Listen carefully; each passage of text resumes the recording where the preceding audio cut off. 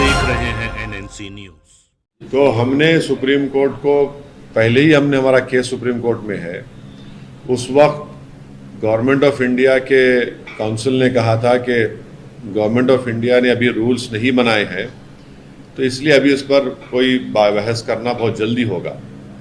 अब जबकि मोदी हुकूमत ने CAA के रूल्स बना दिए हैं, तो सुप्रीम कोर्ट जाना एक अर्जेंसी है, वक्त का अहम तकाजा है, क्योंकि अगर ये सरकार सिटीजनशिप देना शुरू कर दे एक अनकॉन्स्टिट्यूशनल लॉ पर जिसको एक रिलीजन के ऊपर बनाया गया है, तो इससे नुकसान हो सकता है।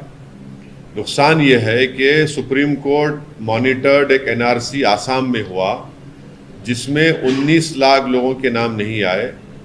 उसमें से करीब 1 लाख के करीब मुसलमान हैं, बाकी नॉन मुस्लिम्स हैं। अगर आप इस लॉ के उस रूल्स के तहत उन तमाम लोगों को दे देंगे सिटीजनशिप जिनका रिलीजन इस्लाम नहीं है, तो ये बड़ा ही नाइंसाफ़ी होगी उन लोगों के लिए, उन मुसलमानों के लिए जिनका नाम नहीं आया। दूसरा इम्पॉर्टेंट पॉइंट ये है कि सुप्रीम कोर्ट ने 1960s या 70s में एक जजमेंट में कहा था कि अगर कोई एल्योरमेंट आप देते हैं किसी को अपना रिलीजन बदलने के लिए, तो वो भी एक क्राइम है। अब ये सरकार ये कह रही है कि अगर आपका रिलीजन इस्लाम है या आप मुसलमान हैं तो आपको सिटीजनशिप नहीं दी जाएगी, अगर आपका रिलीजन इससे हटकर होगा तो हम दे देंगे। तो ये भी एक किस्म का एल्योरमेंट है। इसीलिए हम सुप्रीम कोर्ट के पास गए हैं और सुप्रीम कोर्ट से हमारे फाजिल वकील जनाब निज़ाम पाशा साहब हैं, और हमको उम्मीद है कि सुप्रीम कोर्ट इस पर देखेगा। अब देखेंगे सुप्रीम कोर्ट में क्या होता है। सर, आपने जैसे CAA जैसे लागू हुआ तो आपने कहा कि चुनावी फायदा लेने के लिए चुनाव जस्ट आने वाला है, उससे पहले क्या ये आप पे अप्लाई नहीं होता कि आप भी जो डॉक्यूमेंट आपने शो किया तो सुप्रीम कोर्ट को अप्रोच हुए, आज अभी इस वक्त अनाउंसमेंट हो रहा है, चुनाव का ऐलान हो रहा है, उसके ठीक उसी दिन आप भी कर रहे हैं, तो क्या आप भी पॉलिटिक्स नहीं कर रहे? देखिए, मैं एक पॉलिटिशियन हूँ, मैं कोई फिलोसोफर नहीं हूँ, नंबर 1। दूसरी बात यह है कि कानून पास हुआ था 2019 में। रूलिंग पार्टी नरेंद्र मोदी प्रधानमंत्री की सरकार ने इसको पास किया, तो वो लोग इसको दबा कर रखे अपने पास, अपने बगल में दबा के रखे, और जैसे ही उनको मालूम था कि 1 हफ्ते के अंदर election commission of India Lok Sabha के चुनाव की डेट्स अनाउंस करेगा, उन्होंने रात में ये रूल्स का ऐलान कर दिया। जब सरकार चुनाव को सामने रखकर फैसला ले रही है, तो ये बहुत गलत बात है कि आप मुझसे सवाल कर रहे हैं कि मैं सुप्रीम कोर्ट क्यों जा रहा हूँ।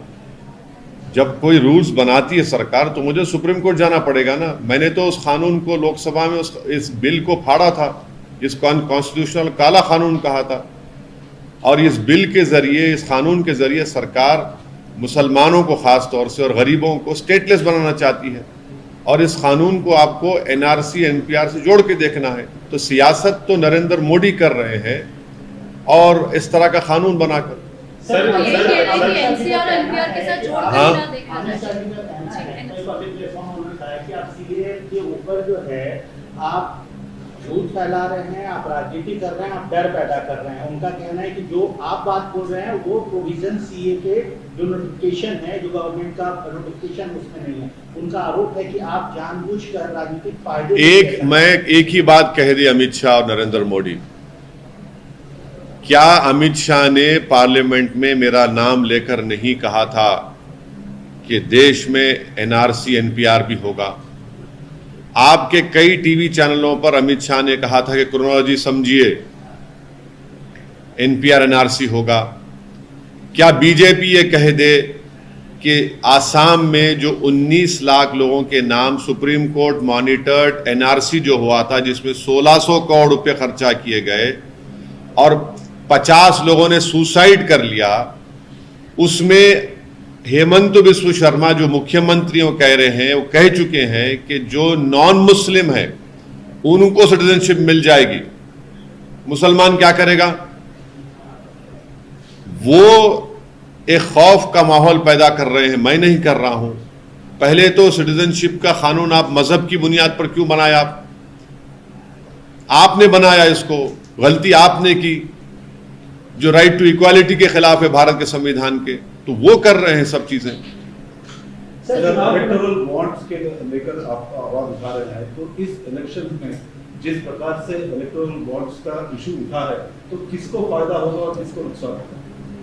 जो अपने आप को खरीदार के सामने बेच दिए, जो बिक गए, जिन्होंने बड़ी बोली लाकर वो खरीद लिया, तो वो उनको फायदा हो रहा है ना भाई। 6,000 करोड़ के इलेक्टोरल बॉन्ड्स नरेंद्र मोदी की पार्टी को मिले हैं। 1500 करोड़ के इलेक्टोरल बॉन्ड्स ममता बनर्जी की पार्टी को मिले हैं, और 1300 कितने सेकंड नंबर पर बीआरएस को मिले हैं 1300 करोड़, नहीं सॉरी कांग्रेस को मिले हैं 1300 करोड़, फिर 1100 करोड़ बीआरएस को मिले हैं, फिर आरजेडी को 70 करोड़, एआईएडीएमके डीएमके सब है। तो इस हम्माम में सब नंगे हैं। नहीं मिले हैं ना भाई। अगर मिले होते तो फिर बी टीम का आपने हमको तमगा लगा दिया, इन तमाम पार्टियों ने मिलकर, इन तमाम ने हमको बी टीम बना दिया, और नरेंद्र मोदी ने कहा कि आतंकवादियों का साथ देता है। तो मैं ये सोच रहा हूं कि आप तमाम को साथ लेकर, क्योंकि 80% बॉन्ड हैदराबाद में बने, मैं ये सोच रहा हूं कि एक प्ले कार्ड लेकर इन तमाम कंपनी सामने जाकर खड़े हो जाऊं, पूछूं कि भाई मैंने क्या जुर्म किया था, आप मुझे क्यों नहीं दे रहे? हैदराबाद का तो मैं ही हूं, आप सबको दे रहे हैं।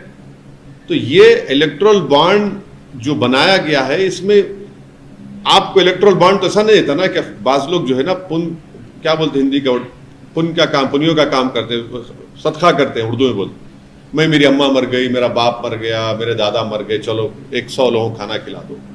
तो ये लोग तो फ्री लंच नहीं दे रहे ना आपको।